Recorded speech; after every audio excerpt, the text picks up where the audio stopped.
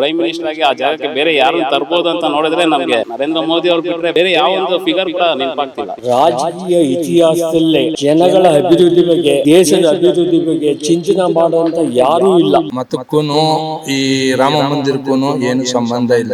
ಆಯ್ತಾ, 30 ವರ್ಷದಿಂದ ಆಗದಿರೋ ಕೆಲಸ ಈಗ ಆಗಿದೆ. ನರೇಂದ್ರ ಮೋದಿ ಅವರು ನಮ್ಗೆಲ್ಲ ಯೂತ್ ಐಕಾನ್ ಅಂತ ಸಹ ಹೇಳ್ಬೋದು. ಯಂಗ್ಸ್ಟರ್ಸ್ ಗೆ ಹಿಂದುತ್ವದ ಬಗ್ಗೆ ಏನಾದ್ರು ತಿಳ್ಕೊಂತಾ ಇದೀವಿ ಅಂದ್ರೆ ಅದು ಅವರಿಂದ ಅವ್ರು ಮಾಡ್ತಾ ಇರೋ ಕೆಲಸದಿಂದ ತಿಳ್ಕೊಂತಾ ಇದ್ದಾರೆ. ಅಭಿವೃದ್ಧಿ ಮಾಡ್ಲಿಕ್ಕೆ ಯಾರು ಬಂದ್ರು ಅವರು ಪ್ಲಸ್ ಆಗಿ ಆಯ್ತು. ಈಗ ರಾಹುಲ್ ಗಾಂಧಿ ಅವ್ರ ಬಗ್ಗೆ ನಿಮ್ಮ ಅಭಿಪ್ರಾಯ? ರಾಜಕೀಯ ಇತಿಹಾಸನೇ ಗೊತ್ತಿಲ್ಲ, ದೇಶದ ಅಭಿವೃದ್ಧಿ ಬಗ್ಗೆ ಒಂದು ಸ್ವಲ್ಪ ಗಮನನೇ ಇಲ್ಲ ಅವ್ರಿಗೆ. ಪಾಪ್ಯುಲೇಷನ್ ಜಾಸ್ತಿ ಆದಾಗ ಮತ್ತೆ ಡೆವಲಪ್ಮೆಂಟ್ ಗ್ರೋತ್ ಕಡಿಮೆ ಆದಾಗ ಒಂದು ವ್ಯಾಲ್ಯೂ ಬೆಲೆ ಜಾಸ್ತಿ ಆಗ್ತಾನೆ ಇರ್ತದೆ. ಇದಕ್ಕೆ ಮುಂಚೆ ಬಂದಿರೋ ಸರ್ಕಾರ ಯಾರು ಬಡವರ ಸರ್ಕಾರ ಇತ್ತು ಅಂತ ಯಾವ್ದು ಅನಿಸ್ಲಿಲ್ವಲ್ಲ ಅಲ್ವಾ? ಬಡವರ ಸರ್ಕಾರ ಅಥವಾ ಶ್ರೀಮಂತ ಸರ್ಕಾರ ಅಂತ ಯಾವ್ದು ಇಲ್ಲ. ಹಾಗಂತ ಹೇಳ್ಬಿಟ್ಟು ಮೋದಿ ಬಂದ್ಬಿಟ್ಟು ಬಡವರನ್ನ ಶ್ರೀಮಂತರು ಮಾಡ್ತಾರೆ ಅಂತಲ್ಲ. 15 ವರ್ಷದಲ್ಲಿ ಎಲ್ಲ ದೇಶನೇ ಡೆವಲಪ್ಮೆಂಟ್ ಮಾಡಕ್ ಆಗಲ್ಲ. ಅವರು ಹಂತ ಹಂತವಾಗಿ ಒಂದೊಂದ್ ಕಡೆಯಿಂದ ಒಂದೊಂದ್ ಕಡೆ ಮಾಡ್ತಾ ಬರ್ತಾ ಇದ್ದಾರೆ. ಇವತ್ತಿನ ದಿನ ಹಿಂದೂಗಳೇ ಹಿಂದುತ್ವನ ವಿರೋಧ ಮಾಡ್ತಾ ಇದ್ದಾರೆ. ಎಸ್ ವೀಕ್ಷಕರೇ, ಲೋಕಸಭಾ ಚುನಾವಣೆಯಲ್ಲಿ ಯಾರಾಗಬೇಕು ಮುಂದಿನ ಪ್ರಧಾನಿ, ಇದ್ರ ಬಗ್ಗೆ ಕೇಳೋಕ್ಕಾಗಿ ನಾವೀಗ ಬಂದಿದ್ದೇವೆ ಬೆಂಗಳೂರು ಉತ್ತರ ಲೋಕಸಭಾ ಕ್ಷೇತ್ರಕ್ಕೆ. ಇಲ್ಲಿನ ಜನರನ್ನ ಮಾತಾಡ್ಸೋಣ, ಅವರ ಮುಂದಿನ ಪ್ರಧಾನಿ ಆಯ್ಕೆ ಯಾರು ಅಂತ ಕೇಳೋಣ. ಸರ್ ನಮಸ್ಕಾರ. ನಿಮ್ಮ ಮುಂದಿನ ಪ್ರಧಾನಿ ಆಯ್ಕೆ ಯಾರು ಸರ್? ದೇಶದ ಹಿತದೃಷ್ಟಿಯಿಂದ ನೋಡ್ಬೇಕಾದ್ರೆ ನರೇಂದ್ರ ಮೋದಿಯವರೇ ಸೂಕ್ತವಾದ ವ್ಯಕ್ತಿ.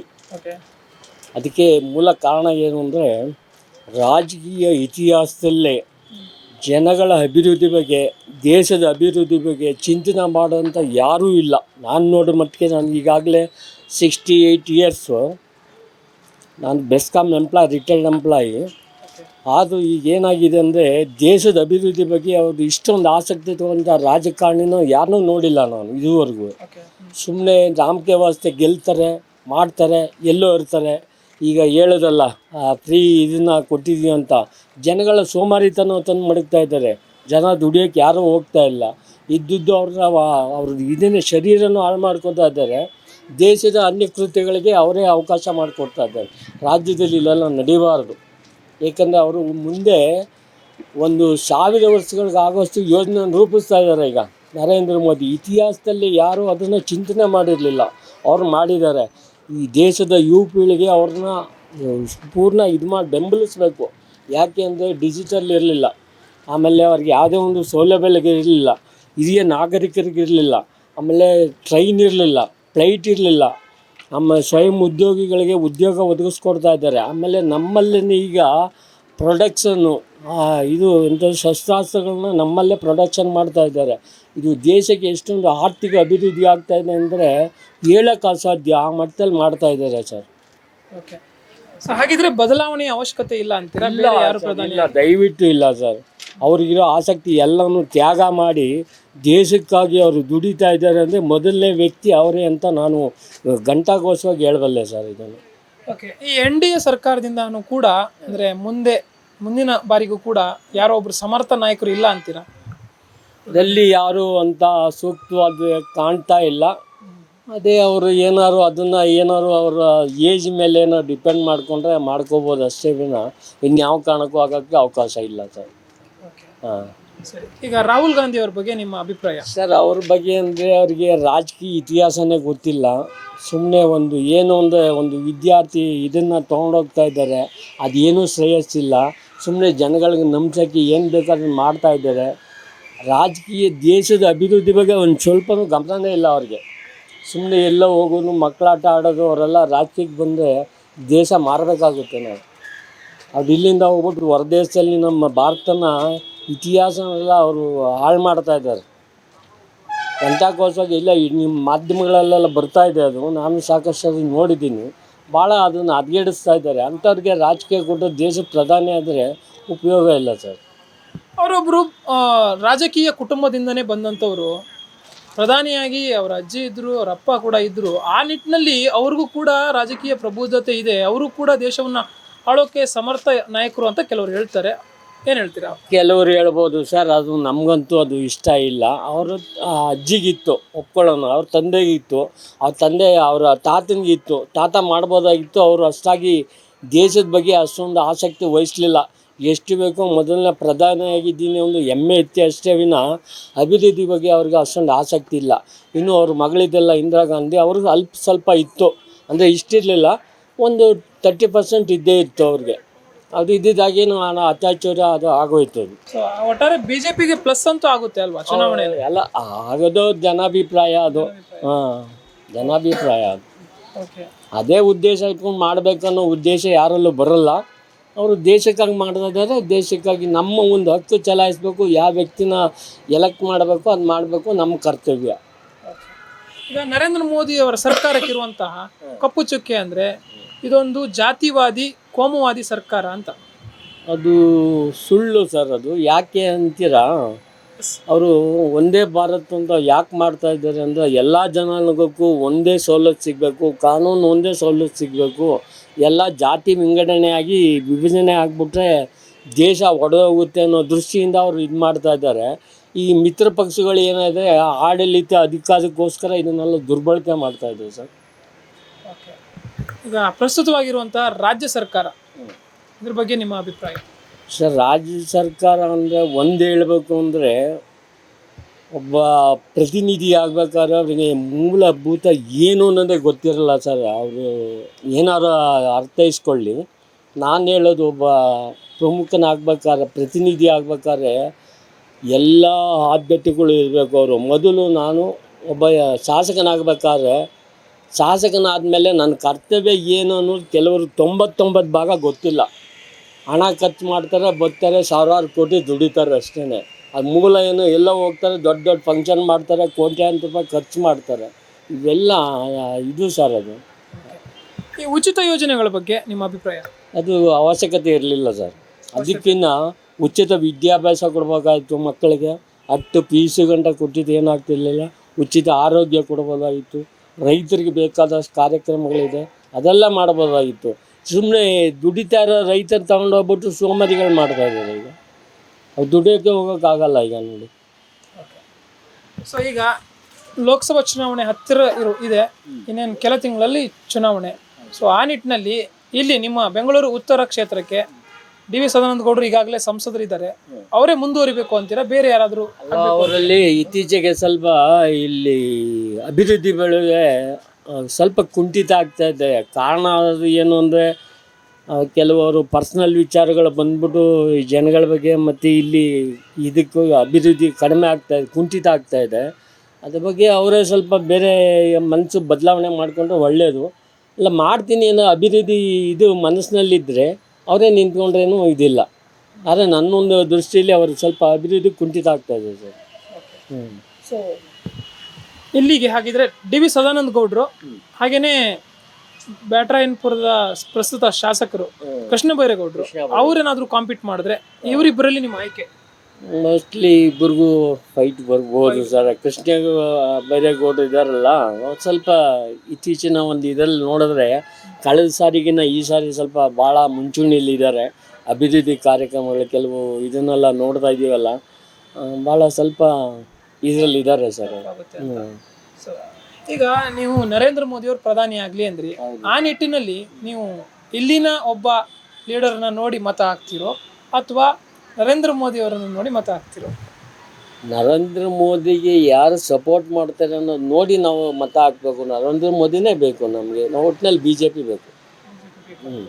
ಹಾಗಿದ್ರೆ ಇಲ್ಲಿಂದ BJP ಪಕ್ಷದಿಂದ ಇಲ್ಲಿ ಡಿ ವಿ ಸದಾನಂದ ಗೌಡರ ಕಾರ್ಯವೈಖರಿ ಸರಿ ಇಲ್ಲ ಅಥವಾ ನಿಮ್ಗೆ ತೃಪ್ತಿ ಇಲ್ಲ ಅಂದ್ರೆ ಕ್ಯಾಂಡಿಡೇಟ್ ಬದಲಾವಣೆ ಆಗಲಿ ಅನ್ನೋದೇನಾದರೂ ಇದೆಯಾ? ಆಗಬಹುದು ಸರ್. ಹಾಗಾದ್ರೆ ಉತ್ತಮ ಅನ್ನಿಸುತ್ತೆ ನನಗೆ, ನನ್ನ ಅಭಿಪ್ರಾಯ. ಸರಿ ಸರ್. ಸರ್, ಎಷ್ಟು ವರ್ಷದ ರಾಜಕೀಯವನ್ನು ನೋಡಿದ್ದೀರಾ, ಎಷ್ಟು ವರ್ಷ ಮತದಾನ ಮಾಡಿದ್ದೀರಾ. ಸೊ ಆ ನಿಟ್ಟಿನಲ್ಲಿ ಯುವ ಮತದಾರರು ಯಾವ ರೀತಿ ಮತದಾನ ಮಾಡಬೇಕು ಅಂತೀರಾ ಈ ಒಂದು ಲೋಕಸಭಾ ಚುನಾವಣೆಯಲ್ಲಿ? ಸರ್, ಅವರು ಸ್ವಯಂ ಇಚ್ಛೆಯಿಂದ ಏನು ಕೇಂದ್ರದ ಒಂದು ಅಭಿವೃದ್ಧಿ ಕಾರ್ಯಕ್ರಮಗಳಿದೆ, ಕೇವಲ ಬರೀ ಎಲ್ಲ ಕಡೆನೂ ಅವರು ಅಲ್ಲಿ ಇಲ್ಲಿ ನೋಡಿ ಮನಸ್ಸು ಚಂಚಲತೆ ಮಾಡ್ಕೊಳ್ಳೋ ಬದಲು ದಿವಸಕ್ಕೆ ಒಂದು TV ಮಾಧ್ಯಮದಲ್ಲಿ ಬರ್ತಕ್ಕಂಥ ಒಂದು ಇದನ್ನು ಏನು ನ್ಯೂಸ್ ಬರ್ತಾ ಇದೆ, ಕೇವಲ 5 ನಿಮಿಷ, ಜಾಸ್ತಿ ಸೀಮಿತ ಇಡೋದು ಬೇಡ. ಅದು 5 ನಿಮಿಷ ಮನಸ್ಸಿಗೆ ತೊಗೊಂಡು ಅದನ್ನು ಸ್ವಲ್ಪ ಗಂಡಕ್ಕೆ ತೊಗೊಂಡು ಆಲೋಚನೆ ಮಾಡಬೇಕು. ಯುವ ಪ್ರತಿನಿಧಿಗಳು ಏನು ಆ ಮಾಧ್ಯಮದವರು ಹೋಗ್ಬಿಟ್ಟು ಅಲ್ಲಿ ಇದು ಮಾಡ್ತಾ ಇದ್ದಾರಲ್ಲ, ಅದರಲ್ಲಿ ಏನು ಮಾಡಿದ್ದಾರೆ ಕೂಲಂಕಷವಾಗಿ ಹೋಗೋಣ ನೋಡೋಣ ಅನ್ನೋದು ಕೆಲವು ಇವ್ರಿಗಿಲ್ಲ, ಯುವ ಪ್ರತಿನಿಧಿಗಳಿಗೆ. ಏನಾಗಿದೆ ಅಂದರೆ ಆ ಟಿ ವಿ ಏನಾರು ಹಾಕ್ತಾರೆ, ಈ ಟಿ ವಿ ಏನಾರು ಹಾಕ್ತಾರೆ, ಬರೀ ಸೋಷಿಯಲ್ ಮೀಡಿಯಾಗಳನ್ನು ನೋಡಿಕೊಂಡು ಎಲ್ಲ ಸ್ವಲ್ಪ ಬುದ್ಧಿನ ಚಂಚಲತೆ ಮಾಡ್ಕೋತಾರೆ. ದಯವಿಟ್ಟು ಅದನ್ನು ಬಿಟ್ಟು ಕೆಲವು ಬರೀ 5 ನಿಮಿಷ ಇದಕ್ಕಾಗಿ ಮೀಸಲಿಟ್ರೆ ಅವ್ರ ಮುಂದಿನ ಯೋಜನೆಗಳಿಗೆ ಅನುಕೂಲ ಆಗುತ್ತೆ ಅಂತ ಹೇಳ್ಬೋದು. ನಿಮ್ಮ ಮುಂದಿನ ಪ್ರಧಾನಮಂತ್ರಿ ಆಯ್ಕೆ ಯಾರು? ಮೋದಿ ಅವರೇ ಆಗಬೇಕು ಸರ್. ನರೇಂದ್ರ ಮೋದಿ ಅವರು. ಯಾಕೆ ಸರ್? ಯಾಕಂದ್ರೆ ಎಲ್ಲ ರೀತಿಯಲ್ಲೂ ಅವರು ನಮಗೆ ಒಂದು ದೇಶದ ಭದ್ರತೆಯಿಂದ ಅವರಷ್ಟು ಭದ್ರತೆ ಇನ್ನೊಬ್ರು ಕೊಡ್ನಾರು ಸದ್ಯಕ್ಕೆ ಅಂತ ನನ್ನ ಭಾವನೆ. ಓಕೆ. ದೇಶದ ಭದ್ರತೆ ಮುಖ್ಯ ಆಯ್ತಾ. ಒಂದು ಜನರು ನೆಮ್ಮದಿಯಾಗಿ ನಿದ್ದೆ ಮಾಡ್ಲಿಕ್ಕೆ ಮುಖ್ಯ. ಒಂದು ಇನ್ನೊಂದು ಯಾವುದೇ ಒಂದು ಗಲಾಟೆಗಳಿಗೆ ಆಸ್ವಾದ ಕೊಡಲ್ಲ ಆಯ್ತಾ. ಸೆಕ್ಯೂರಿಟಿ ಟೈಟ್ ಮಾಡಿ ಇರ್ತಾರೆ. ಒಂದು ಎಲ್ಲ ರೀತಿಯಲ್ಲೂ ಶೇಪ್ ಸರ್. ಒಟ್ಟಿನಲ್ಲಿ ಸೆಂಟ್ರಲ್ನಲ್ಲಿ ಅವರೇ ಇರಬೇಕು. ಸ್ಟೇಟ್ನಲ್ಲಿ ನಾವು ಏನು ಬೇಕು ಅದನ್ನ ಆಯ್ಕೆ ಮಾಡ್ಕೊಳ್ಳೋಣ. ಓಕೆ. ಹಾಗಿದ್ರೆ ಬೇರೆ ಯಾರಿಗೂ ಅವಕಾಶ ಬೇಡ ಅಂತೀರಾ? ಹಾಗಿದ್ರೆ ಈ ವಿಚಾರ ಸದ್ಯಕ್ಕೆ ಬೇಡ ಸರ್, ಸದ್ಯಕ್ಕೆ ಬೇಡ. ಹಾಗಿದ್ರೆ INDA ಅಥವಾ ಬಿಜೆಪಿ ಏನಿದೆ ಅದರ ವಿರೋಧವನ್ನು ಕಟ್ಟಿಕೊಂಡು 28 ಪಕ್ಷಗಳು ಒಂದು ಮೈತ್ರಿಕೂಟವನ್ನು ಮಾಡ್ಕೊಂಡಿದ್ದಾವೆ. ಇಲ್ಲಿಂದ ಕೇಳಿ ಬರ್ತಾ ಇರುವ ಹೆಸರು ರಾಹುಲ್ ಗಾಂಧಿ ಅವರದ್ದು. ಸೊ ಅವ್ರ ಬಗ್ಗೆ ನಿಮ್ಮ ಅಭಿಪ್ರಾಯ? ಸರ್, ರಾಹುಲ್ ಗಾಂಧಿ ಅವರು ಏನು ಕಡಿಮೆ ಇಲ್ಲ, ಆದರೆ ಇವರಷ್ಟು ಒಂದು ಜನಪ್ರಿಯತೆ ಗಳಿಸ್ಲಿಕ್ಕೆ ಸಾಧ್ಯವಿಲ್ಲ. ಒಂದು ಜನಪ್ರಿಯತೆಯಿಂದ ಎರಡನೇದು ಜನರು ಸೆಕ್ಯೂರಿಟಿ ಆಯ್ತಾ, ಒಂದು ನೆಮ್ಮದಿಯಾಗಿ ನಿದ್ದೆ ಮಾಡಲಿಕ್ಕೆ ಆಯ್ತಾ, ನೆಮ್ಮದಿಯಾಗಿ ಜೀವನ ಮಾಡಲಿಕ್ಕೆ ಪ್ರತಿಯೊಂದು ಹಂತದಲ್ಲೂ ಇವ್ರು ಕೂಡ ಒಂದು ಭದ್ರತೆಯನ್ನು ಬೇರೆಯವರು ಸದ್ಯಕ್ಕೆ ಕೊಡೋಕ್ಕಾಗಲ್ಲ. ರಾಹುಲ್ ಗಾಂಧಿ ಅವರು ಅದನ್ನು ಮುಂದೆ ಕೊಡ್ತಾರೆ. ಅವರು ಮುಂದೆ ನಾವು ನೋಡೋಣ. ಯಾಕಂದ್ರೆ ಈಗ ಸದ್ಯಕ್ಕೆ ಅವರೇ ಸರಿ ಅಂತ, ಮೋದಿ ಅವರೇ ಸರಿ ಅಂತ ನನ್ನ ಭಾವನೆ. ಓಕೆ. ಹಾಗಿದ್ರೆ ಈ INDA ಅನ್ನುವ ಮೈತ್ರಿ ಸಕ್ಸಸ್ ಕಾಣಲ್ಲ ಅಂತೀರಾ? ಹಾಗಿದ್ರೆ ಅಲ್ಲ, ಸಕ್ಸಸ್ ಕಾಣಲ್ಲ ಅಂತಲಲ್ಲ, ಸಕ್ಸಸ್ ಕಾಣುತ್ತೆ. ಸಕ್ಸಸ್ ಕಾಣಲ್ಲ ಅಂತಲಲ್ಲ, ಸದ್ಯಕ್ಕೆ ಆಗಲ್ಲ. ಸರಿ. ಈಗ ಸದ್ಯಕ್ಕೆ ಇನ್ನು ನಾವು ಒಂದು 5-10 ವರ್ಷ ಮೋದಿ ಅವ್ರನ್ನೇ ನಾವು ಆಯ್ಕೆ ಮಾಡಿ ದೇಶನ ಒಂದು ಅಭಿವೃದ್ಧಿ ಮಟ್ಟಕ್ಕೆ ತಗೊಂಡು ಹೋಗೋಣ. ಆಮೇಲೆ ಇನ್ನೊಬ್ರಿಗೆ ಅವಕಾಶಗಳನ್ನ ಕೊಡೋಣ. ಯಾಕಂದ್ರೆ ಈಗ ತಾನೇ ಅಭಿವೃದ್ಧಿ ಅಂತ ಕಾಣ್ತಾ ಇದೆ ದೇಶ. ಅದೇ ವಿಮಾನ ನಿಲ್ದಾಣದಲ್ಲಿ ಆಗಲಿ, ಒಂದು ರೈಲ್ವೆನಲ್ಲಿ ಆಗಲಿ, ಒಂದು ಏರ್ಪೋರ್ಟ್ಗಳಲ್ಲಿ ಆಗಲಿ, ಎಲ್ಲ ವಿಧದಲ್ಲೂ ಸ್ವಲ್ಪ ಪ್ರೋಗ್ರೆಸ್ ಕಾಣ್ತಾ ಇದೆ. ಅದೇ ಪ್ರೋಗ್ರೆಸ್ ಕಂಟಿನ್ಯೂ ಆದರೆ ಸ್ವಲ್ಪ ಭಾರತ ಇನ್ನೂ ಸಮೃದ್ಧಿ ಆಗಲಿಕ್ಕೆ ಸಾಧ್ಯವಾಗುತ್ತೆ. ಮುಂದೊಂದು ದಿವಸ ಮತ್ತೊಬ್ರಿಗೆ ಅವಕಾಶ ಕೊಟ್ಟು ನೋಡೋಣ. ಈಗ ರಾಮ ಮಂದಿರ ಉದ್ಘಾಟನೆ ಆಗಿದೆ. ಈ ಉದ್ಘಾಟನೆ ಮಾಡಿರೋ ಉದ್ದೇಶ ಈಗ ಪ್ರಸ್ತುತವಾಗಿ ಇನ್ನೇನು ಕೆಲವೇ ತಿಂಗಳಲ್ಲಿ ಎಲೆಕ್ಷನ್ ಇರೋದ್ರಿಂದ, ಲೋಕಸಭೆ ಚುನಾವಣೆ ಇರೋದ್ರಿಂದ ಮತಗಳನ್ನು ಸೆಳೆಯುವ ತಂತ್ರ ಇದು ಅಂತ ಹೇಳ್ತಾರೆ. ಖಂಡಿತ ಇಲ್ಲ ಆಯ್ತಾ, ಖಂಡಿತ ಇಲ್ಲ. ಮತಕ್ಕೂ ಈ ರಾಮ ಮಂದಿರಕ್ಕೂ ಏನು ಸಂಬಂಧ ಇಲ್ಲ. ಇದು ಬಹುದಿನಗಳ ಕನಸು. ಇವತ್ತೊಂದು ನಿನ್ನೆದಲ್ಲ. ಅಂದರೆ ಒಂದು ವರ್ಷಕ್ಕೂ ಏನು ಲೋಕಸಭೆ ಬರ್ತಾ ಇರಲಿಲ್ಲ, 5 ವರ್ಷಕ್ಕೊಂದ್ಸರಿನೇ ಬರ್ತಾ ಇರೋದು. ಇದನ್ನು ಬಹುದಿನಗಳಿಂದ ಮಾಡಬೇಕು ಅಂತಿದ್ದದ್ದು ಆಯ್ತಾ. 30 ವರ್ಷದಿಂದ ಆಗದೇ ಇರೋ ಕೆಲಸ ಈಗ ಆಗಿದೆ. ಬಟ್ ಇದಕ್ಕೆ ಒಂದು ರಾಜಕೀಯ ಬಣ್ಣ ಇದು ಮಾಡೋದು ಬೇಡ. ಎಲ್ಲ ಒಂದು ಕಡೆ ಚುನಾವಣೆ ಹತ್ತಿರ ಇರೋ ನಿಟ್ಟಿನಲ್ಲಿ ಹೆಲ್ಪ್ ಅಂದರೆ ಒಂದು ಪ್ಲಸ್ ಅಂತ ಆಗುತ್ತೆ ಅಲ್ವಾ ಬಿಜೆಪಿಗೆ? ಏನು ಹೇಳ್ತೀರಾ ಸರ್? ನೋಡಿ ಸರ್, ಅಭಿವೃದ್ಧಿ ಮಾಡಲಿಕ್ಕೆ ಯಾರು ಬಂದ್ರು ಅವರು ಪ್ಲಸ್ ಆಗೇ ಆಯ್ತದೆ. ಓಕೆ. ಆಯ್ತಾ. ಇವಾಗ ಕಾಂಗ್ರೆಸ್ನವ್ರು ಅಭಿವೃದ್ಧಿ ಮಾಡಿದ್ರೆ, ಇಂಥದ್ದನ್ನ ಯಾವ್ದಾದ್ರು ಒಂದು ಬೃಹತ್ ಕಾರ್ಯ ಮಾಡಿದ್ರೆ ಅವ್ರಿಗೂ ಅಭಿವೃದ್ಧಿ ಕಾಣಿಸುತ್ತೆ. ಆಯ್ತು, ಇವ್ರು ಮಾಡಿದ್ದಾರೆ, ಇವ್ರಿಗೆ ಅಭಿವೃದ್ಧಿ ಆಗುತ್ತೆ. ಏನು ಅಂದ್ರೆ ಒಂದು 10-20% ಆ್ಯಡ್ ಆಗ್ಬೋದು ಅಷ್ಟೇ ಹೊರತಾಗಿ ಬೇರೆ ಏನಿಲ್ಲ. ಓಕೆ. ಈಗ ನರೇಂದ್ರ ಮೋದಿಯವರ ಸರ್ಕಾರದ ಮೇಲೆ ನೀವು ವಿಶ್ವಾಸವನ್ನು ಇರಿಸಿದ್ರಿ. ಮತ್ತೊಮ್ಮೆ ಆಯ್ಕೆಯಾಗಿ ಬಂದರೆ ನೀವು ಎಕ್ಸ್ಪೆಕ್ಟ್ ಮಾಡುವಂಥದ್ದು, ಬಯಸುವಂಥದ್ದು ಏನು? ಅದೇ ಇವಾಗ ಏನು ಅಭಿವೃದ್ಧಿ ಮಟ್ಟ ಕಾಣ್ತಾ ಇದೆ, ಮುಖ್ಯವಾಗಿ ಬಡತನದಿಂದ ಜನ ಹೊರಗೆ ಬರಬೇಕು. ಇನ್ನೂ ಬಡತನ ನಿರ್ಮೂಲನೆ ಆಗಿಲ್ಲ. ಭಾರತದಲ್ಲಿ ಬಡತನ ನಿರ್ಮೂಲನೆ ಆಗಿದೆ ಅಂತ ಹೇಳ್ತಾರೆ, ಆಗಿಲ್ಲ, ಕಂಪ್ಲೀಟ್ ಆಗಿ ಆಗಿಲ್ಲ. ಇನ್ನು ಕೇವಲ ಇವಾಗ ಆಗಿರೋದು ಓನ್ಲಿ 50% ಮಾತ್ರ. ಇನ್ನೂ 50% ಇದೆ. ಅದು ಹಳ್ಳಿಗಾಡುಗಳಲ್ಲಿ, ಇಲ್ಲೆಲ್ಲ ಹಳ್ಳಿಗಾಡು ಕಡೆ ಹೋದರೆ ಇನ್ನೂ ಬಡತನದಲ್ಲಿ ಬೇಯ್ತಾ ಇದ್ದಾರೆ. ಅವರೆಲ್ಲ ಅಭಿವೃದ್ಧಿ ಮಟ್ಟವನ್ನು ಒಂದೊಂದು ಹಂತವಾಗಿ ಕಾಣಬೇಕು. ಅದು ಕಾಣಬೇಕು ಅಂದ್ರೆ ಮೋದಿಯವರ ಸರ್ಕಾರ ಇನ್ನೂ 16 ವರ್ಷ ಇರಬೇಕು. ಆಮೇಲೆ ಮುಂದೆ ಏನಾಗುತ್ತೋ ನೋಡಿ. ಕೇಂದ್ರ ಸರ್ಕಾರದಿಂದ ಬೆಲೆ ಏರಿಕೆ ಆಗ್ತಾಯಿದೆ, ಇದು ಬಡವರ ಮೇಲೆ ಬರೆ ಎಳೆದಂತ ಆಗ್ತಾ ಇದೆ ಅಂತ. ಸರ್, ಬೆಲೆ ಅಂತಂದರೆ ಇವಾಗ ನೋಡಿ, ಪಾಪ್ಯುಲೇಷನ್ ಜಾಸ್ತಿ ಆದಾಗ ಮತ್ತು ಡೆವಲಪ್ಮೆಂಟ್ ಗ್ರೋತು ಕಡಿಮೆ ಆದಾಗ ಒಂದು ವ್ಯಾಲ್ಯೂ ಬೆಲೆ ಜಾಸ್ತಿ ಆಗೇ ಆಗ್ತದೆ. ಅದೇನು ಮಾಡೋಕ್ಕಾಗಲ್ಲ. ಈಗ ನಾ ಹೇಳೋದು ಉದಾಹರಣೆಗೆ ಭತ್ತ ಬೆಳೀತಕ್ಕಂಥ ಜಮೀನುಗಳನ್ನ ಸೈಟ್ ಮಾಡಿದ್ದಾರೆ. ಸೈಟ್ ಮಾಡಿದಾಗ ಏನಾಯಿತು, ಕ್ರಾಪಿಂಗ್ ಡೆವಲಪ್ಮೆಂಟು ಆಟೋಮೆಟಿಕಲಿ ಕಡಿಮೆ ಆಗ್ತಾ ಹೋಗ್ತು. ಆವಾಗ ಏನಾಯ್ತದೆ, 50 ರೂಪಾಯಿ ಸಿಕ್ತಿದ್ದಕ್ಕೆ ಆಟೋಮೆಟಿಕ್ಕಾಗಿ 60 ರೂಪಾಯಿ ಆಗುತ್ತೆ. ಅದೇನು ಮಾಡಲಿಕ್ಕಾಗಲ್ಲ. ಬೆಲೆ ಏರಿಕೆ ಪಾಪ್ಯುಲೇಷನ್ ಜಾಸ್ತಿ ಆಗ್ತಾ ಬೆಲೆ ಏರಿಕೆ ಜಾಸ್ತಿ ಆಗ್ತಾನೆ ಇರ್ತದೆ. ಅದನ್ನು ಮುಂದೊಂದು ದಿವಸ ಅದನ್ನು ಕಂಟ್ರೋಲ್ ಮಾಡಲಿಕ್ಕೆ ಅವರ ಸರ್ಕಾರ ಇದ್ದರೆ ಹೇಳೋಣ. ಸೊ ಕೇಂದ್ರ ಸರ್ಕಾರದಿಂದ ದಕ್ಷಿಣ ಭಾರತದ ರಾಜ್ಯಗಳಿಗೆ ವಿಶೇಷವಾಗಿ ಕರ್ನಾಟಕಕ್ಕೂ ಸೇರಿ ಅನ್ಯಾಯ ಆಗ್ತಾ ಇದೆ, ತಕ್ಕ ಮಟ್ಟದ ಪ್ರಾಶಸ್ತ್ಯ ಸಿಗ್ತಾ ಇಲ್ಲ, ಕೇವಲ ಉತ್ತರ ಭಾರತಕ್ಕಷ್ಟೇ ಅವ್ರು ಮಾಡೋದು ಅಂತ.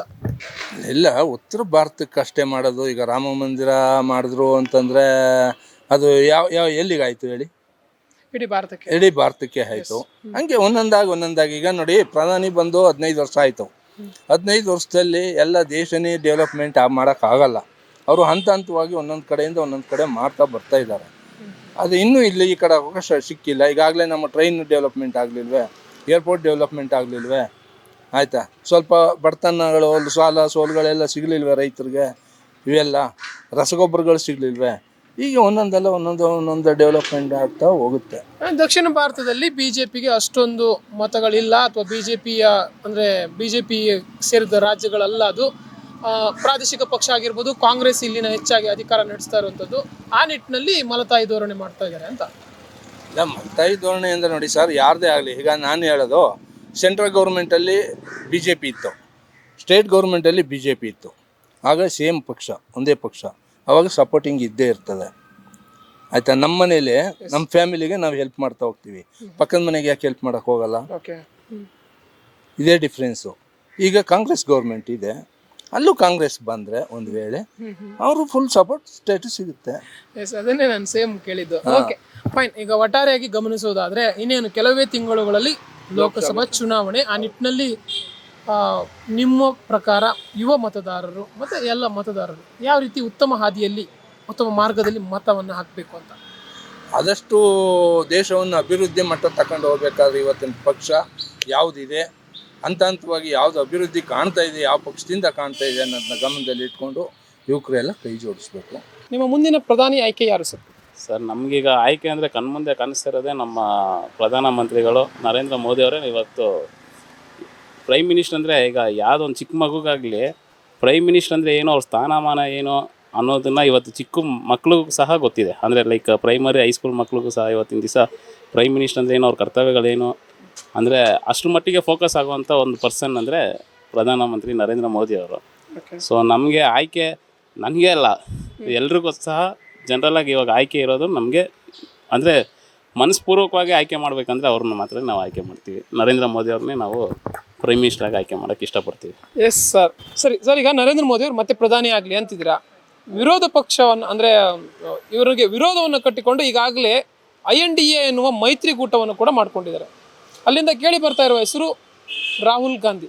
ಸೊ ಅವ್ರ ಬಗ್ಗೆ ನಿಮ್ಮ ಅಭಿಪ್ರಾಯ ಏನು ಸರ್? ಅವ್ರ ಬಗ್ಗೆ ನಮ್ಗೇನು ಹೇಳ್ಬೇಕಂದ್ರೆ 2-3 ವಿಚಾರ ಕೂಡ ಗೊತ್ತಿಲ್ಲ. ಅವರು ಒಂದು ನಮ್ಮ ಇಂದಿರಾ ಗಾಂಧಿ ಮತ್ತು ಸೋನಿಯಾ ಗಾಂಧಿ ಅವರ ಕುಟುಂಬದವರು ಅನ್ನೋದು ಒಂದಷ್ಟು ನಾಲೆಜ್ ಅಷ್ಟೇ ಬಿಟ್ಟರೆ ಅವ್ರ ಬಗ್ಗೆ ಹೆಚ್ಚಿನ ಮಾಹಿತಿ ಅವ್ರ ಬಗ್ಗೆ ನಮಗೆ ಗೊತ್ತೇ ಇಲ್ಲ. ಯಾಕಂದರೆ ಅಂಥ ಒಂದು ಹೇಳ್ಕೊಳ್ಳೋಂಥ ಕಾರ್ಯಗಳು ಅವ್ರ ಕಡೆಯಿಂದ ಯಾವುದೇ ಒಂದು ಕಾರ್ಯಕ್ರಮಗಳು ನಮಗೆ ಅಷ್ಟು ಮಾಹಿತಿ ಕೂಡ ಇಲ್ಲ, ನಾವು ನೋಡಲೂ ಇಲ್ಲ. ಬಟ್ ನಮ್ಮ ಜನ್ರೇಷನ್ ಏನು ಇವತ್ತಿನ ದಿವಸ ಯೂತ್ ಏನು ನಾವು ಇದ್ದೀವಿ, ನಮಗೆಲ್ಲರಿಗೂ ಸಹ ಅವರೊಂದು ನರೇಂದ್ರ ಮೋದಿ ಅವರು ನಮಗೆಲ್ಲ ಯೂತ್ ಐಕಾನ್ ಅಂತಲೂ ಸಹ ಹೇಳ್ಬೋದು. ಯಾಕಂದ್ರೆ ಅವ್ರು ಮಾಡೋ ಕೆಲಸಗಳು, ನಾವು ಏಜನ್ನ ನೋಡಿಬಿಟ್ಟು ನಾವು ಅವ್ರನ್ನ ಯೂತ್ ಐಕಾನ್ ಅಂತಲ್ಲ, ಅವ್ರು ಮಾಡೋ ಕೆಲಸಗಳಿದೆಯಲ್ಲ, ಆ ಕೆಲಸಗಳ ಮುಖಾಂತರ ನಮ್ಮಂಥ ಯುವಕರಿಗೆ ಪ್ರೇರಣೆ ಇದೆ. ಅವರು ಈಗ ನೋಡಿ, ಯಾವುದೇ ಒಂದು ಸಮಾಜದಲ್ಲಿ ಜನನ ಒಗ್ಗೂಡಿಸುವಂಥ ಒಂದು ಅಂದರೆ ಎಲ್ಲರನ್ನೂ ಸಹ ಒಗ್ಗೂಡಿಸ್ಕೊಂಡು ಒಬ್ಬ ನಾಯಕತ್ವ ಅಂದರೆ ಅವ್ರನ್ನೆಲ್ಲರೂ ಜನನ ಒಗ್ಗೂಟ್ಕೊಂಡು ತೊಗೊಂಡು ಹೋಗೋದಿದೆಯಲ್ಲ, ಅದು ಅವ್ರು ನರೇಂದ್ರ ಮೋದಿಯಲ್ಲಿದೆ. ಸಂಘಟನೆ ಕಾರ್ಯಚಕ್ರವಾಗಿ ಅವ್ರದ್ದು ತುಂಬ ಚೆನ್ನಾಗಿದೆ. ಸೊ ಆಮೇಲೆ ಅವ್ರು ತೊಗೊಳ್ಳೋ ಡಿಸಿಷನ್ಗಳು ಏನೇ ಇರ್ಬೋದು, ಆಮೇಲೆ ದೇಶದ ಅಭಿವೃದ್ಧಿ ಆಗಿರ್ಬೋದು, ದೇಶದ ಆರ್ಥಿಕತೆ ಆಗಿರ್ಬೋದು, ಎಲ್ಲ ಒಂದು ರೀತಿಯಲ್ಲೂ ಸಹ ಅವ್ರು ತೊಗೊಳ್ಳೋ ಒಂದೊಂದು ಹೆಜ್ಜೆ ಸಹ ಅಥವಾ ಒಂದು ತೀರ್ಮಾನ ಸಹ ತುಂಬ ಚೆನ್ನಾಗಿರುತ್ತೆ. ಮತ್ತು ಅದಕ್ಕೆ ಜನರ ಒಂದು ಸಪೋರ್ಟ್ ಕೂಡ ಇರುತ್ತೆ. ಓಕೆ, ಈಗ ಪ್ರಸ್ತುತ ಇರುವಂತಹ NDA ಸರ್ಕಾರ ಆಗಿರ್ಬೋದು ಅಥವಾ BJPಯಿಂದ ಅಲ್ಲಿಂದನೂ ಕೂಡ ಸಮರ್ಥ ನಾಯಕರು ಇಲ್ಲ ಅಂತೀರಾ ಈ ಪ್ರಧಾನಿ ಅಭ್ಯರ್ಥಿಯಾಗಿ? ಅಂದರೆ ಮೋದಿಯವರನ್ನು ಹೊರತುಪಡಿಸಿ ಬೇರೆ ಯಾವುದೋ ಪಕ್ಷದಲ್ಲಿ ನಮಗೆ ಈಗ ಕಾಣಿಸ್ತಿರೋದು ಪ್ರಧಾನಮಂತ್ರಿಗಳು ನಮ್ಮ ನರೇಂದ್ರ ಮೋದಿ ಅವರೊಬ್ಬರೇ ಸಹ ಇವತ್ತು ಅವರೊಬ್ಬರೇ ಇರೋದು ಅಂತ ನನ್ನ ಅನಿಸಿಕೆ ಸರ್. ನನ್ನ ಅನಿಸಿಕೆ ಅಲ್ಲ, ಸಹಜವಾಗಿ ಎಲ್ಲರ ಅನಿಸಿಕೆನೂ ಅವರೊಬ್ಬರೇ ಕಾಣಿಸ್ತಿರೋದು. ಪ್ರೈಮ್ ಮಿನಿಸ್ಟರ್ ಆಗಿ ಆ ಜಾಗಕ್ಕೆ ಬೇರೆ ಯಾರನ್ನು ತರ್ಬೋದು ಅಂತ ನೋಡಿದ್ರೆ ನಮಗೆ ಬೇರೆ ಯಾವೊಂದು ಫಿಗರ್ ಕೂಡ ನೆನಪಾಗ್ತಿಲ್ಲ. ನರೇಂದ್ರ ಮೋದಿ ಅವ್ರು ಬಿಟ್ಟರೆ ಬೇರೆ ಯಾವೊಂದು ಆ ಜಾಗಕ್ಕೆ ಬೇರೆ ಇನ್ನು ಯಾರು ಬರ್ಬೋದು ಬೇರೆ ಪಕ್ಷದಲ್ಲಿ ಅಂತ ನೆನಪು ಕೂಡ ಆಗ್ತಿಲ್ಲ. ನರೇಂದ್ರ ಮೋದಿ ಅವರ ಶಾಡೋ ಅಲ್ಲಿ ಅಂದರೆ ನೆರಳಲ್ಲಿ ಅವರು ಕಳೆದು ಹೋಗಿದ್ದಾರೆ, ಏನಂತೀರ? ಇಲ್ಲ ಸರ್, ಆ ರೀತಿ ಏನು ಇಲ್ಲ ಅಂತೀರ? ಇಲ್ಲ. ಅಂದ್ರೆ ನರೇಂದ್ರ ಮೋದಿ ಅಂತ ಈಗ ಸಾಕಷ್ಟು ಬಿಂಬಿಸಿ ಹ್ಞೂ ಎಲ್ಲ ಒಂದ್ ಕಡೆ ಇತರ ನಾಯಕರ ವರ್ಚಸ್ ಕಮ್ಮಿ ಆಗಿದೆ ಅಂತ, ಯಾವ ಥರ ಮೋದಿ ಬೇರೆ ಅವರು ನಾಯಕರು ವರ್ಚಸ್ ಕಮ್ಮಿ ಆಗಿದೆ ಕೇವಲ ಅದು ಸಹಜ ನೋಡಿ ಸರ್. ಏನಾಗತ್ತೆ ವರ್ಚಸ್ ಅಂದರೆ ಈಗ ಹೇಳ್ತಾರೆ ಮೋದಿ ಅಲೆ ಆ ಥರ ಏನಿಲ್ಲ. ವ್ಯಕ್ತಿ ಯಾವ ಒಂದು ಕಾರ್ಯಕ್ರಮಗಳು ವ್ಯಕ್ತಿ ಏನು ತೊಗೊತಾರಲ್ಲ ಡಿಸಿಷನ್ಸು ಮತ್ತು ಅವ್ರು ಮಾಡುವಂಥ ಒಂದು ಕಾರ್ಯ ಏನಿರುತ್ತಲ್ಲ ಅದನ್ನು ಜನ ಅಬ್ಸರ್ವ್ ಮಾಡ್ತಾ ಇದ್ದಾರೆ. ಅದನ್ನು ಅಬ್ಸರ್ವ್ ಮಾಡಿ ಅದನ್ನ ಇಷ್ಟ ಆದಾಗ ಅಷ್ಟೇ ಅವ್ರನ್ನ ಜನ ಮೆಚ್ಚುಗೆ ಮಾಡ್ತಾರೆ. ಆ ಥರ ಮೆಚ್ಚುಗೆ ಪಡೋವಂಥ ಒಂದಷ್ಟು ನಾಯಕರು ಯಾವ್ದಾನ ಕೆಲಸ ಮಾಡಿದ್ರೆ ಜನ ಅಫ್ಕೋರ್ಸ್ ಅದನ್ನು ಅಕ್ಸೆಪ್ಟ್ ಮಾಡ್ತಾರೆ. ಆ ರೀತಿ ಜನರಿಗೆ ಮನಸ್ಸು ಮುಟ್ಟುವಂಥ ಯಾವುದು ಕಾರ್ಯಕ್ರಮಗಳು ಬೇರೆಯವರು ಮಾಡಿಲ್ಲ ಅನಿಸುತ್ತೆ. ಅದಕ್ಕೆ ಮೋದಿ ಅವ್ರನ್ನೂ ಎಲ್ಲರೂ ಸಹ ಫಾಲೋ ಮಾಡ್ತಾ ಇದ್ದಾರೆ. ಓಕೆ, ಈಗ ನರೇಂದ್ರ ಮೋದಿ ಅವರು ಮತ್ತೆ ಪ್ರಧಾನಿ ಆಗಲಿ ಅಂತಿದ್ದೀರಾ. ಈಗ 2 ಅವಧಿಗೆ ಪ್ರಧಾನಿ ಆಗಿದ್ರು, ಇನ್ನು 3ನೇ ಅವಧಿಗೂ ಆದರೆ ಅವರಿಂದ ನೀವು ಬಯಸುವಂತಹ ಅಭಿವೃದ್ಧಿ ಕೆಲಸಗಳು ಯಾವುದು ಸರ್? ಇನ್ನು ಅಧಿಕವಾಗಿ ಹೇಳ್ಬೇಕಂದ್ರೆ ಇನ್ನೂ ಒಂದಷ್ಟು ಜನ ನಮ್ಮ ಒಂದು ಆರ್ಥಿಕತೆ ಏನು ದೇಶದ ಆರ್ಥಿಕತೆ ಇನ್ನೂ ಒಂದಷ್ಟು ಎಲ್ಲ ಬೇರೆ ದೇಶಗಳಿಗಿಂತ ನಮ್ಮ ಒಂದು ದೇಶದ ಆರ್ಥಿಕತೆ ಇನ್ನೂ ಉತ್ತುಂಗಕ್ಕೆ ಹೋಗಬೇಕು ಅಂತ ಒಂದು. ಮತ್ತು ನಮ್ಮ ಆರ್ಮಿ ಏನು ನಾವು ಸೈನಿಕರು ಅಥವಾ ನಮ್ಮ ಆರ್ಮಿ ಏನಿದೆ, ಸೊ ಅಲ್ಲಿ ಒಂದು ಆರ್ಮಿಗೆ ಇನ್ನಷ್ಟು ಸಾಕಷ್ಟು ಸಪೋರ್ಟ್ ಈಗ ಆಲ್ರೆಡಿ ಸಿಕ್ಕಿದೆ. ಇನ್ನೊಂದಷ್ಟು ಸ್ಟ್ರಾಂಗ್ ಬಲಪಡಿಸುವಂಥ ಒಂದು ಕಾರ್ಯಕ್ರಮಗಳಾಗಬೇಕು. ನಮ್ಮ ಇಂಡಿಯನ್ ಆರ್ಮಿ ತುಂಬ ಸ್ಟ್ರಾಂಗ್ ಆಗಬೇಕು. ಮತ್ತು ಎಕನಾಮಿಕ್ಲಿ ನಮ್ಮ ಇಂಡಿಯಾ ಸ್ವಲ್ಪ ಸ್ಟ್ರಾಂಗ್ ಆಗಬೇಕು ಅಂತ ಇದೆ ಅವ್ರ ಕಡೆಯಿಂದ ನಾನು ನಿರೀಕ್ಷೆ ಮಾಡ್ತೀನಿ. ಮತ್ತು ನಿರುದ್ಯೋಗ ಏನು ಇವಾಗ ಸಮಸ್ಯೆ ಎದುರಿಸ್ತಾ ಇದ್ದೀವಿ, ಇನ್ನೊಂದಷ್ಟು ಸಮಸ್ಯೆಗಳು ಅವರು ಅದನ್ನು ಬಗೆಹರಿಸಿದ್ರೆ ಮುಂದಿನ ದಿನಗಳಲ್ಲಿ ಅವರಿಂದ ನಾವು ಎಕ್ಸ್ಪೆಕ್ಟ್ ಮಾಡುವಂಥದ್ದು ಒಂದು.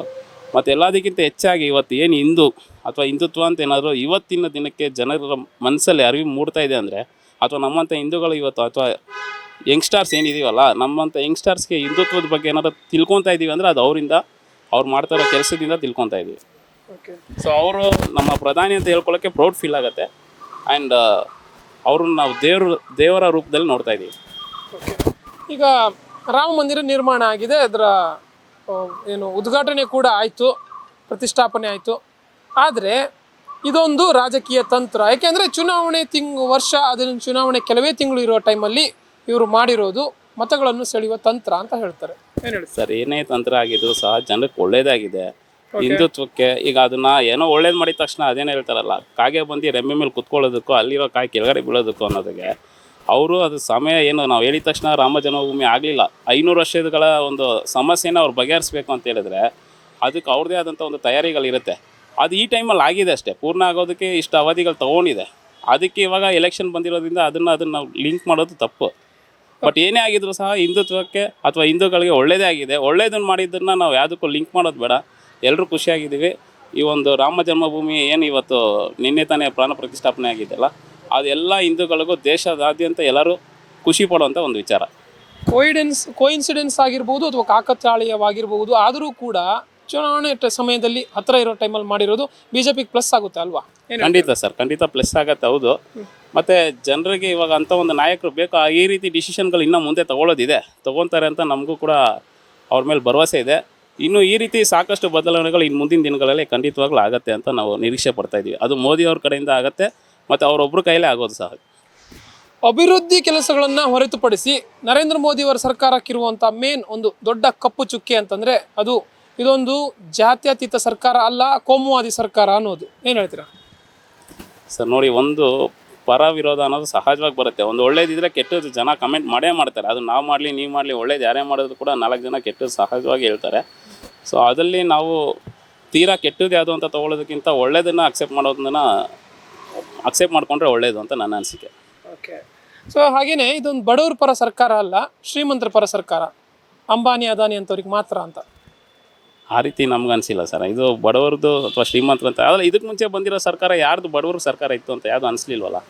ಇದಕ್ಕೆ ಮುಂಚೆ ತಾನೇ ಬಂದಿದ್ದು ಯಾವುದೇ ಒಂದು ಗೌರ್ಮೆಂಟು ಬಡವರ ಪರವಾಗಿ ಅಂದರೆ ಯಾವುದು ಬಡವರಾಗೆ ಉಳ್ಕೊಂಡಿದ್ದಾರೆ ಅಲ್ವ, ಯಾರು ಶ್ರೀಮಂತರಾಗಲಿಲ್ವಲ್ಲ ಅಲ್ವಾ? ಬಡವರ ಸರ್ಕಾರ ಅಥವಾ ಶ್ರೀಮಂತರ ಸರ್ಕಾರ ಅಂತ ಯಾವುದೂ ಇಲ್ಲ. ಅಭಿವೃದ್ಧಿ ಕಾರ್ಯಗಳಾಗಬೇಕು ಅಂದಾಗ ಸ್ವಲ್ಪ ನಿಧಾನಕ್ಕೆ ಆಗುತ್ತೆ. ಮತ್ತು ಈ ಸರ್ಕಾರದಲ್ಲಿ ಅಥವಾ ಮೋದಿಯವರ ನೇತೃತ್ವದಲ್ಲಿ ಅಭಿವೃದ್ಧಿ ಆಗ್ತಿದೆ ಸರ್. ಅದು ನಾನಲ್ಲ, ಎಲ್ರಿಗೂ ಗೊತ್ತು. ಸೊ ನಿಮಗೂ ಗೊತ್ತು, ನಮ್ಮ ಸಹಕಾರಿಗಳು, ನಮ್ಮ ಸಹಾಯಕರು ಮತ್ತು ನಮ್ಮ ಫ್ರೆಂಡ್ಸ್ ಎಲ್ರಿಗೂ ಗೊತ್ತಿದೆ.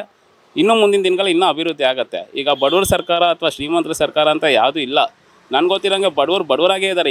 ಇದಕ್ಕೆ ಮುಂಚೆ ಇದ್ದಿದ್ದು ಯಾವುದೇ ಸರ್ಕಾರ ಶ್ರೀಮಂತರು ಮಾಡಲಿಲ್ಲ ಬಡವ್ರನ್ನ, ಅವ್ರು ಬಡವರಾಗೇ ಉಳ್ಕೊಂಡಿದ್ದಾರೆ. ಹಾಗಂತ ಹೇಳ್ಬಿಟ್ಟು ಮೋದಿ ಬಂದುಬಿಟ್ಟು ಬಡವ್ರನ್ನ ಶ್ರೀಮಂತರು ಮಾಡ್ತಾರೆ ಅಂತಲ್ಲ. ಮುಂದಿನ ದಿನಗಳಲ್ಲಿ ಖಂಡಿತವಾಗ್ಲೂ ಮಾಡ್ತಾರೆ. ಅದಕ್ಕೆ ಟೈಮ್ ಬೇಕು. ಏನೋ ಒಂದು ಜಾದು ಅಲ್ಲ ಅಥವಾ ಯಾವುದೋ ಮಾಯಾಮಂತ್ರ ಮಾಡೋಕ್ಕಾಗಲ್ಲ. ಬಡವರು ಶ್ರೀಮಂತರಾಗಲಿ ಅಂದರೆ ಅದಕ್ಕೊಂದು ಟೈಮ್ ಹಿಡಿಯುತ್ತೆ. ಮತ್ತು ಅದು ಬೇಸಿಕ್ಲಿ ಏನು ಒಂದು ತಳಮಟ್ಟದಿಂದ ಅದಕ್ಕೆ ಅಂತ ಒಂದು ಪ್ಲ್ಯಾನಿಂಗಲ್ಲಿರುತ್ತೆ. ಅದು ಮಾಡ್ತಿದ್ದಾರೆ. ಮುಂದಿನ ದಿನಗಳಲ್ಲಿ ಸಹಜವಾಗಿ ಅದಾಗತ್ತೆ ಅಂತ ಒಂದು ಭರವಸೆ. ಓಕೆ. ಈಗ ನರೇಂದ್ರ ಮೋದಿ ಅವರು ಮತ್ತೆ ಪ್ರಧಾನಿ ಆಗಲಿ ಅಂತಿದ್ದೀರಾ. ಈಗ ಒಂದು ಕೋಮುವಾದಿತ್ವ ಅಥವಾ ಏನೋ ಒಂದು ಇದೆಯಲ್ಲ, ಈಗೇನು ಹಣೆಪಟ್ಟಿ ಇದೆಯಲ್ಲ, ಅದು ಕಳಚುತ್ತೆ ಅಂತ ಅನ್ಸುತ್ತಾ ಮುಂದಿನ ದಿನಗಳಲ್ಲಿ, ಅಥವಾ ಹೆಚ್ಚಿಗೆ ಆಗುತ್ತೆ ಅನ್ಸುತ್ತಾ? ಇಲ್ಲ ಸರ್, ಈಗ ಕೋಮುವಾದಿ ಅಂತ ಏನಕ್ಕೆ ಅವ್ರಿಗೆ ಒಂದು ಈ ರೀತಿ ಒಂದು ಈ ಗೌರ್ಮೆಂಟ್ಗೆ ಈ ಥರ ಬಂದಿದೆ ಅಂತ ಹೇಳಿದ್ರೆ, ಸಹಜವಾಗಿ ಹಿಂದುತ್ವ ಅಥವಾ ಹಿಂದೂಗಳು ಏನು ಎಚ್ಚೆತ್ಕೊತಾ ಇದ್ದಾರಲ್ಲ, ಅದನ್ನು ಒಂದಷ್ಟು ಜನ ವಿರೋಧವಾಗಿ ಅದನ್ನು ವಿರೋಧಿಸ್ತಾ ಇದ್ದಾರೆ. ಅದರಿಂದ ಅದಕ್ಕೊಂದು ಕೋಮುವಾದ ಅಂತ ಬಿಂಬಿಸ್ತಾ ಇದ್ದಾರೆ ಅಷ್ಟೇ. ಬಟ್ ಮುಂದಿನ ದಿನಗಳಲ್ಲಿ ಇದನ್ನೆಲ್ಲರೂ ಜನ ಅಕ್ಸೆಪ್ಟ್ ಮಾಡ್ತಾರೆ. ಯಾರೆಲ್ಲ ಇವತ್ತಿನ ದಿನ ಹಿಂದೂಗಳೇ ಹಿಂದುತ್ವನ ವಿರೋಧ ಮಾಡ್ತಾ ಇದ್ದಾರೆ ಇವತ್ತು, ಬಟ್ ಮುಂದಿನ ದಿನಗಳಲ್ಲಿ ಎಲ್ಲ ಹಿಂದೂಗಳು ಒಗ್ಗಟ್ಟಾಗಿ ಎಲ್ಲರೂ ಸಹ ಸಂಪೂರ್ಣವಾಗಿ ಒಂದು ಒಳ್ಳೆ ಬೆಂಬಲವನ್ನು ಸೂಚಿಸ್ತಾರೆ ಅಂತ ಒಂದು ಭರವಸೆ ಇದೆ. ಮತ್ತು ಈ ಕೋಮುವಾದ ಅನ್ನೋದನ್ನು ಇನ್ನು ಸ್ವಲ್ಪ ದಿನಗಳಲ್ಲಿ ಆ ರೀತಿ ಯಾವುದು ಸಮಸ್ಯೆಗಳು ಅಥವಾ ಕೋಮುವಾದ ಅಥವಾ ಕೋಮುವಾದಿ ಅಂತ ಅನ್ನೋ ಒಂದು ಏನೀಗ ಹೆಸರುಗಳು ಬರ್ತಾ ಇದೆಯಲ್ಲ, ಅದೆಲ್ಲ ಮುಂದಿನ ದಿನಗಳಲ್ಲಿ ಇರಲ್ಲ ಅಂತ ಒಂದು ಅಭಿಪ್ರಾಯ ಇದೆ. ನಿಮ್ದು ಇದೇ ಕ್ಷೇತ್ರನ, ಬೆಂಗಳೂರು ಉತ್ತರ? ನಮ್ಮದು ಬೇರೆ ಗಾಂಧಿನಗರ ವಿಧಾನಸಭಾ ಕ್ಷೇತ್ರ. ಓಕೆ, ಬೆಂಗಳೂರು ಉತ್ತರ ಲೋಕಸಭಾ ಕ್ಷೇತ್ರಕ್ಕೆ ಸೇರುತ್ತಾ? ಗಾಂಧಿನಗರ ನಾರ್ತಿಗೆ ಬರುತ್ತೆ. ನಾರ್ತ್ ಅಲ್ವಾ? ಎಸ್. ಈಗ ಬೆಂಗಳೂರು ಉತ್ತರಕ್ಕೆ ಡಿ.ವಿ. ಸದಾನಂದ ಗೌಡರು ಸಂಸದರಾಗಿದ್ದಾರೆ ಲೋಕಸಭೆಗೆ. ಅವರೇ ಮುಂದುವರಿಬೇಕು ಅನ್ಸುತ್ತಾ ಅಥವಾ ಚೇಂಜ್ ಆಗಬೇಕು ಅನ್ಸುತ್ತಾ? ಮೋಹನ್ ಅವರು ಇದ್ದಾರೆ. ಪಿ ಸಿ ಮೋಹನ್ ಅಂದ್ರೆ ನಿಮ್ದು ಓಕೆ ಡಿವೈಡ್ ಆಗುತ್ತೆ, ಗಾಂಧಿನಗರ 2 ಆಗುತ್ತೆ. ಈಗ ನಿಮ್ಮ ಕ್ಷೇತ್ರಕ್ಕೆ ಸೇರಿದಂಗೆ ಅಲ್ಲಿನ MP ಯಾರು ಅಂತ? ಸರ್, ನಮ್ಮ ಕ್ಷೇತ್ರದ MP ಬಂದು ಈಗ ಪಿ ಸಿ ಮೋಹನ್ ಅವರು ಇದ್ದಾರೆ. ಬೆಂಗಳೂರು ಸೆಂಟ್ರಲ್ ಬರ್ತಾರೆ. Bengaluru central MP P C Mohan ಅವರು ಇದ್ದಾರೆ. ಸೊ ಇನ್ನು ಮುಂದಿನ ಇದರಲ್ಲೂ ಕೂಡ ಅವರೇ MP ಆಗ್ತಾರೆ ಅಂತ ಒಂದು ಭರವಸೆ ಸರ್. ಓಕೆ, ಈಗ ಅವರ ಕಾರ್ಯವೈಖರಿ ಬಗ್ಗೆ ಅಂದರೆ ಕ್ಷೇತ್ರದ ಕಡೆ ಬರ್ತಾರಾ, ಅಂದರೆ ಕೆಲಸಗಳನ್ನು ಕರೆಕ್ಟಾಗಿ ಮಾಡಿಸ್ತಾರೆ ಅಂತಾರ, ಹೇಗೆ? ಬರ್ತಾ ಇದ್ದಾರೆ ಸರ್. ಕ್ಷೇತ್ರದಲ್ಲಿ ಈಗ ಮುಂಚಿನ ದಿನಗಳಿಗಿಂತ ಈಗಿನ ಒಂದು ಪರಿಸ್ಥಿತಿಯಲ್ಲಿ ತುಂಬ ಚೆನ್ನಾಗಿ ಓಡಾಡ್ತಿದ್ದಾರೆ. ಮತ್ತು ಈ ಕೋವಿಡ್ ಟೈಮಲ್ಲೂ ಕೂಡ ಸಹ ತುಂಬ ಅವ್ರು ಆ್ಯಕ್ಟಿವ್ ಆಗಿದ್ದರು. ಸೊ ಮತ್ತು ಜನಗಳಿಗೆ ಸಂಪರ್ಕ ನೇರವಾಗಿ ಸಿಗ್ತಾ ಇದ್ದಾರೆ, ನೇರವಾಗಿ ಸಂಪರ್ಕ ಇದ್ದಾರೆ. 1 to 1 ನಾವು ಏನೇ ಒಂದು ಸಮಸ್ಯೆ ಇದ್ದರೂ ಕೂಡ ಆ ಒಂದು ಏನು ಲೋಕಾಲಿಟಿ ಪೀಪಲ್ಸ್ ಇರ್ತಾರೆ ಅವ್ರಿಗೆ ಕಾಂಟ್ಯಾಕ್ಟ್ ಡೈರೆಕ್ಟಾಗಿ ಸಿಗ್ತಾರೆ. ಮತ್ತು ಅವ್ರ ಅವೈಲಬಿಲಿಟಿ ನಮಗೆ ಎಲ್ರಿಗೂ ಚೆನ್ನಾಗಿ ಸಿಗ್ತಾ ಇರೋದ್ರಿಂದ ನಮ್ದು ಏನೇ ಸಮಸ್ಯೆಗಳಿದ್ದು ಸಹ ಅವ್ರಿಗೆ ನಾವು ಹೇಳ್ಕೊಳ್ಳೋದ್ರಲ್ಲಿ ಯಾವುದೇ ರೀತಿ ತೊಂದರೆ ಆಗೋಲ್ಲ. ಮತ್ತು ಅದಕ್ಕೆ ಇಮಿಡಿಯೇಟ್ ಅವರು ಸ್ಪಂದಿಸ್ತಾರೆ ಕೂಡ. Okay, fine. ಈಗ ಪ್ರಸ್ತುತ ರಾಜ್ಯ ಸರ್ಕಾರ ಏನಿದೆ ಅದ್ರ ವಿಚಾರವಾಗಿ ಏನು ಹೇಳ್ತಾರೆ ಸರ್? ಈಗ ಸ್ಟೇಟ್ ಗೌರ್ಮೆಂಟ್ ಏನಾಗಿದೆ ಅಂತ ಹೇಳಿದ್ರೆ, ಈಗ ನೀವೇ ನೋಡ್ದಂಗೆ ಜನಕ್ಕೆ ಎಲ್ಲರಿಗೂ ಏನೋರು ಫ್ರೀ ಕೊಟ್ಟಿದ್ದಾರೆ ನಿಜ. ಬಟ್ ಆ ಫ್ರೀ ಅನ್ನೋದನ್ನು ಅವರು ಯಾವುದಾದ್ರೂ ಒಂದು ಎಜುಕೇಷನ್ಗೋ ಅಥವಾ ಹೆಲ್ತ್ಗೋ ಅಥವಾ ಇನ್ಯಾವುದೋ ಮೆಡಿಷನ್ಸ್ಗೆ ಈ ರೀತಿಯಾದ ಒಂದು ಕೆಲಸ ಮಾಡಿದರೆ ತುಂಬ ಅದನ್ನು ವೆಲ್ಕಮ್ ಮಾಡ್ಬೋದಿತ್ತು.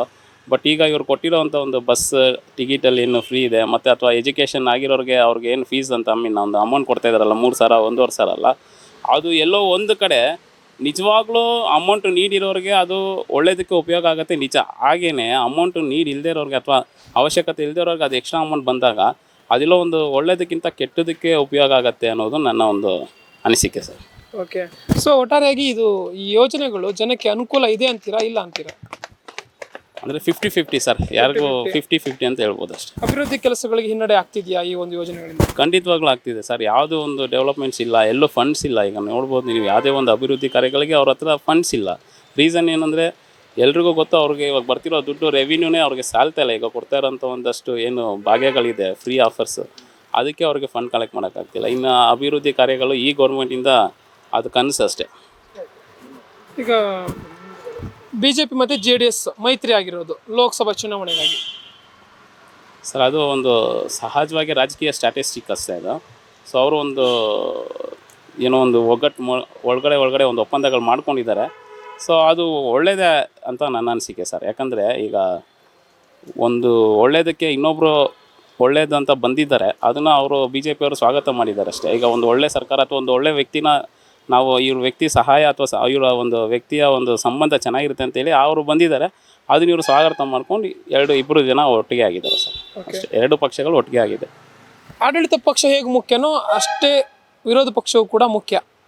ಆ ನಿಟ್ಟಿನಲ್ಲಿ BJPಯ ಕಾರ್ಯ ಹೇಗಿದೆ ಅಂತೀರಾ? ಮೆಚ್ಚುಗೆ ಇದೆಯಾ ನಿಮ್ಮದು, ಹೇಗೆ ಸರ್? ಈಗ ರಾಜ್ಯದ ನಮ್ಮ ಏನು ವಿಜೇಂದ್ರ ಸರ್ ಇದ್ದಾರಲ್ಲ, ಈಗ ಅವರು ಆ ಪೋಸ್ಟನ್ನು ತೊಗೊಂಡಾದ್ಮೇಲೆ ಈಗ ಸ್ವಲ್ಪ ಆ್ಯಕ್ಟಿವ್ ಆಗಿದ್ದಾರೆ. ಮತ್ತು ಇನ್ನೊಂದಷ್ಟು ಮುಂದಿನ ದಿನಗಳಲ್ಲಿ ಅವರು ಇನ್ನೊಂದಷ್ಟು ಯಾವುದಾದ್ರು ಒಂದು ವಿರೋಧ ಪಕ್ಷವಾಗಿ ಆ ಒಂದು ಸ್ಥಾನಮಾನ, ವಿರೋಧ ಪಕ್ಷದ ಅಧ್ಯಕ್ಷ ಸ್ಥಾನಕ್ಕೆ ಅವರು ಇನ್ನೊಂದಷ್ಟು ಪವರ್ ತುಂಬಬೇಕು ಅಥವಾ ಅದಕ್ಕೆ ಇನ್ನೊಂದಷ್ಟು ಆ್ಯಕ್ಟಿವ್ ಆಗಬೇಕು ಅನ್ನೋದು ನಮ್ಮೊಂದು ಅನಿಸಿಕೆ ಸರ್. ಓಕೆ, ಇನ್ನೇನು ಕೆಲವೇ ತಿಂಗಳಲ್ಲಿ ಲೋಕಸಭೆ ಚುನಾವಣೆ. ಈ ನಿಟ್ಟಿನಲ್ಲಿ ಯುವ ಮತದಾರರು ಮತ್ತು ಎಲ್ಲ ಮತದಾರರು ಕೂಡ ಯಾವ ರೀತಿ ಒಂದು ಉತ್ತಮ ಹಾದಿಯಲ್ಲಿ ಮತದಾನ ಮಾಡಬೇಕು ಅಂತ ನಿಮ್ಮ ಪ್ರಕಾರ? ಸರ್, ನಾನು ಹೇಳೋದೇನೆಂದರೆ, ನನ್ನ ಕಡೆಯಿಂದ ಒಂದು ಮೆಸೇಜ್ ಪರ್ಸ್ನಲ್ ಅಂದರೆ, ಯಾವುದೇ ಒಂದು ವಿಚಾರವಾಗಲಿ ನಾವು ವೋಟ್ ಮಾಡುವಾಗ ನಮ್ಮ ಒಂದು ಮುಂದಿನ ಭವಿಷ್ಯಕ್ಕೆ ಅಥವಾ ನಾವು ಮುಂದಿನ ದಿನಗಳಲ್ಲಿ ಬರುವಂಥ ನಮ್ಮಿಂದ ಇರೋಂಥ ಯಂಗ್ಸ್ಟರ್ಸ್ಗೂ ಸಹ ಸಹಾಯ ಆಗುವಂಥ ಒಂದು ಸರ್ಕಾರವನ್ನು ನಾವು ರೂಪಿಸಬೇಕು. ಹಾಗೆ ನಮ್ಮ ಒಂದು ಚುನಾವಣೆ ವ್ಯಾಪ್ತಿಯಲ್ಲಿ ಬರುವಂಥ ಯಾರೆಲ್ಲ ಅಭ್ಯರ್ಥಿಗಳಿರ್ತಾರಲ್ಲ ಆ ಅಭ್ಯರ್ಥಿಗಳಲ್ಲಿ ಪಕ್ಷ ಮಾತ್ರ ನೋಡದೆ ಆ ಅಭ್ಯರ್ಥಿಯ ಆ್ಯಕ್ಟಿವಿಟೀಸ್ ನೋಡಬೇಕು. ಅವ್ರು ಹೇಗಿದ್ದಾರೆ, ಆ ಒಂದು ಲಿಮಿಟ್ಸಲ್ಲಿ ಯಾವ ಥರ ಕೆಲಸ ಮಾಡ್ತಿದ್ದಾರೆ, ಅವರ ಒಂದು ಆ್ಯಕ್ಟಿವಿಟೀಸ್ ಏನಿದೆ ಅಂತ ನೋಡಿ ಆ ವ್ಯಕ್ತಿ ನಮಗೆ ಓಕೆನಾ, ಆ ವ್ಯಕ್ತಿ ನಮ್ಗೆ ಅರ್ಹ ಆಗಿದ್ದರೆ ಖಂಡಿತವಾಗ್ಲೂ ನಾವು ಅಂಥ ವ್ಯಕ್ತಿ ವೋಟ್ ಮಾಡೋದ್ರಲ್ಲಿ ತಪ್ಪಿಲ್ಲ. ಓಕೆ, ನೀವು ಒಬ್ಬ ಯುವ ಪ್ರಜೆ ಆಗಿರೋದ್ರಿಂದ ನಿಮಗೊಂದು ಪ್ರಶ್ನೆ. ಈಗಿನ ಯುವಕರು ಚುನಾವಣೆ ಅಥವಾ ಒಂದು ಮತದಾನ ಮಾಡೋದು ವಿಚಾರವಾಗಿರ್ಬೋದು, ಓವರಾಲ್ ರಾಜಕೀಯ ವಿಚಾರ ಆಗಿರ್ಬೋದು, ಎಲ್ಲ ವಿಚಾರದಲ್ಲಿ ಹಿಂದೆ ಇರ್ತಾರೆ. ಯಾಕೆ ಅಂತ? ಸಹಜವಾಗಿ ಈಗ ಮುಂಚೆ ಇದ್ರು, ಹೌದು ಸರ್, ನಾನು ಕೂಡ ರಾಜಕೀಯ ಅಂದರೆ ನಮಗೂ ಅಷ್ಟು ಏನು ಗೊತ್ತಿರಲಿಲ್ಲ. ಬಟ್ ಪ್ರಧಾನಮಂತ್ರಿ ನಮ್ಮ ನರೇಂದ್ರ ಮೋದಿ ಅವ್ರನ್ನ ನೋಡಿದಾಗ ಮತ್ತು ಅವರ ಒಂದು ಅಷ್ಟು ಆ್ಯಕ್ಟಿವಿಟೀಸ್ಗಳು ನಾವು ಗಮನಿಸ್ತಾ ಇದ್ದಾಗ ನನಗೂ ಕೂಡ ಒಂದು ರಾಜಕೀಯ ಬಗ್ಗೆ ಒಂದಷ್ಟು ಆಸಕ್ತಿಗಳು ಬಂದಿರೋದು ನಿಜ. ಇದೇ ರೀತಿ ಯಂಗ್ಸ್ಟರ್ಸ್ ಅಂದರೆ ಎಲ್ಲರ ಮನಸ್ಸಲ್ಲೂ ಹಿಂದಿನ ದಿನಗಳಲ್ಲಿ ಹೋಲಿಸ್ಕೊಂಡ್ರೆ ಇವತ್ತು ಎಷ್ಟೋ ಜನ ಪರವಾಗಿಲ್ಲ ಸರ್, 70% ಅಷ್ಟು ಯೂತ್ಸು ಇವತ್ತು ರಾಜಕೀಯದ ಬಗ್ಗೆ ಇನ್ವಾಲ್ವ್ ಆಗಿದ್ದಾರೆ. ಸೊ ಅವರಿಗೆ ಯಾವುದು ಒಳ್ಳೆಯದು ಯಾವುದು ಕೆಟ್ಟದ್ದು ಅನ್ನೋದು, ಮತ್ತು ಇವತ್ತಿನ ದಿನಗಳ ಎಲ್ಲರೂ ಎಜುಕೇಟೆಡ್ ಆಗ್ತಿರೋದ್ರಿಂದ ಯಾವುದು ಸರಿ ಯಾವುದು ತಪ್ಪು ಅನ್ನೋದನ್ನು ಇವತ್ತು ಅವರೇ ಸಹಜವಾಗಿ ಥಿಂಕ್ ಮಾಡ್ತಾರೆ, ಯೋಚನೆ ಮಾಡ್ತಾರೆ, ಮತ್ತು ಯಾವುದು ಬೇಕು ಅನ್ನೋದನ್ನು ಸರಿಯಾಗಿ ಆಯ್ಕೆ ಮಾಡೋದ್ರಲ್ಲಿ ಇವತ್ತಿನ ದಿವಸ ಯಂಗ್ಸ್ಟರ್ಸು ಚೆನ್ನಾಗಿದ್ದಾರೆ ಸರ್.